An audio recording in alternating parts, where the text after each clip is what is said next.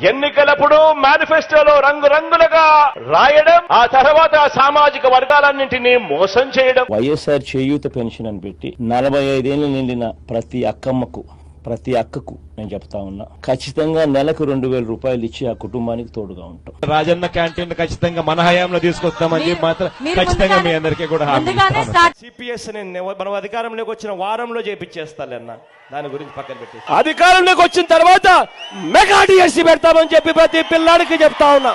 మన ప్రభుత్వంలో పూర్తిగా మద్యాన్ని నిషేధిస్తాం అని చెప్పి గట్టిగా కూడా చెప్తా ఉన్నా. 2024లో నేను ఓట్లు అడిగే సమయానికి మాత్రం ఖచ్చితంగా మద్యాన్ని 5 స్టార్ హోటల్స్ మాత్రమే పరిమితం చేస్తూ చేసిన తర్వాతనే ఓట్లు అడుగుతారు. గతం ప్రజలకు గుర్తుండదు అన్న నమ్మకంతో ఇప్పుడు మరోసారి అలాంటి అబద్ధాలు, అలాంటి మోసాలు, మరో మేనిఫెస్టో పట్టుకొని బంగారు కడియం ఇస్తానని ఊబులోకి దింపి మనుషులను తినేసే కథ ఈ రోజు ఎర చూపిస్తా ఉన్నాడు ఈ జగన్.